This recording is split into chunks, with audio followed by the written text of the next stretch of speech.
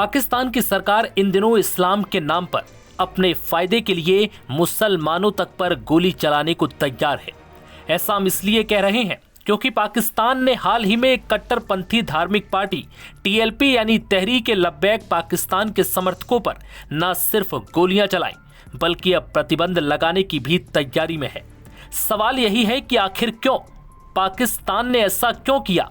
दरअसल टीएलपी के समर्थक अमेरिका समर्थित गाजा शांति समझौते का विरोध कर रहे थे और उन्होंने इस्लामाबाद में अमेरिकी दूतावास के घेराव का ऐलान किया था।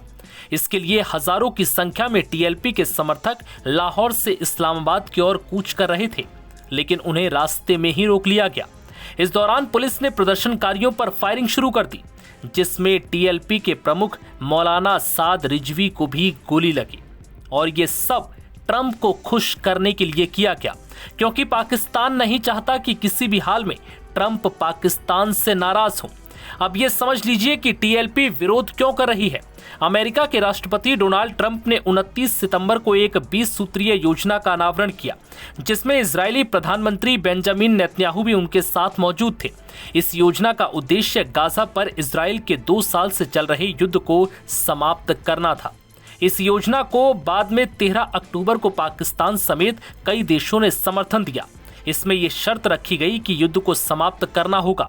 7 अक्टूबर से गाजा में हमास द्वारा बंदी बनाए गए सभी लोगों, जिनमें जीवित और मृत सब शामिल थे, 72 घंटों के भीतर इन्हें वापस कर दिया जाएगा और फिलिस्तीनी कैदियों को रिहा कर दिया जाएगा।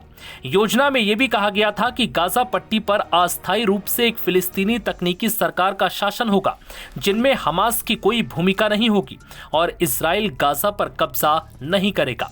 ट्रंप की घोषणा के बाद टीएलपी ने मार्च करने की अपनी मंशा जाहिर करते हुए कहा कि वो इस शांति समझौते को स्वीकार नहीं करती।